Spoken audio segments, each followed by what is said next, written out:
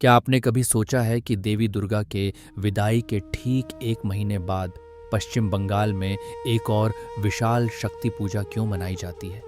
ये कोई सामान्य पूजा नहीं, बल्कि जगद्धात्री पूजा है, जिसकी कहानी इतनी रहस्यमय और दिलचस्प है कि आप सोच भी नहीं सकते।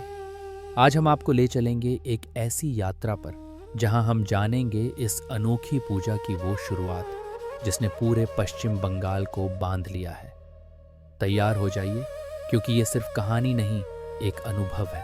बात है 18वीं सदी की। बंगाल में उस वक्त एक प्रतापी राजा थे जिनका नाम था महाराजा कृष्णचंद्र रॉय, जो नादिया के कृष्णनगर से थे। उनकी जिंदगी में एक ऐसा दिन आया जिसने सब कुछ बदल दिया। महाराजा को एक बार नवाब ने कर न चुकाने के आरोप में जेल में डाल दिया।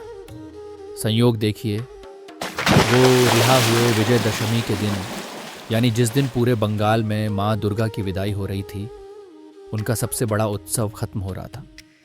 जेल से निकलकर जब उन्होंने देखा कि उनके राज्य में दुर्गा पूजा का भव्य आयोजन उनके बिना ही खत्म हो गया, तो उनका दिल टूट गया।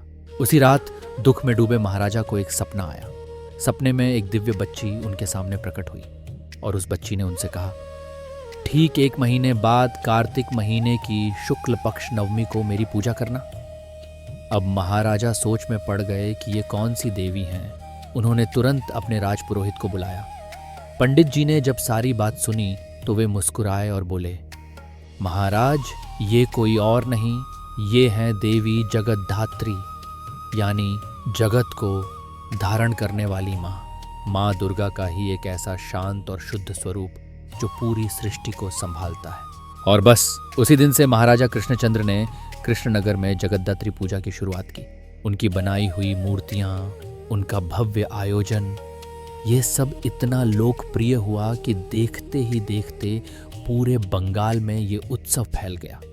तो अब सवाल ये है कि इस विशाल पूजा की शुरुआत होती कैसे है? क्या ये पूजा अचानक शुरू हो जाती है? नहीं, इसका भी एक गहरा और प्रतीकात्मक तरीका है, खासकर चंदन नगर जैसे शहरों में जहां जगद्धात्री पूजा का भव्य रूप देखने को मिलता है।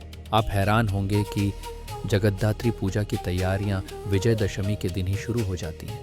जी हाँ, जिस दिन माँ दुर्गा को विदा किया जाता है, उसी दिन जगद्धात्री मूर्तियों का विशाल ढांचा यानी काठामो, लकड़ी का फ्रेम बनाने की रस्म होती है। इसे काठामो पूजा कहते हैं। ये एक तरह से दुर्गा पूजा के बाद अगले बड़े उत्सव का शंखनाद होता है। तो देखा आपने कैसे एक राजा के दर्द ने एक नई परंपरा को जन्म दिया और कैसे विजयदशमी की विदाई एक नई शुरुआत का संकेत बन गई। जगद्धात्री पूजा सिर्फ एक धार्मिक उत्सव नहीं, ये बंगाल की कला, संस्कृति और विश्वास का एक अद्भुत संगम है। अगर आप भी इस भव्य उत्सव को अनुभव करना चाहते हैं तो अगले साल कार्तिक महीने में पश्चिम बंगाल ज़रूर आइएगा। और हाँ, अगर आपको ये कहानी पसंद आई तो इस वीडियो को लाइक करें, अपने दोस्तों के साथ शेयर करें और ऐसे ही और दिलचस्प कहानियों के लिए हमारे चैनल को सब्सक्राइब करें।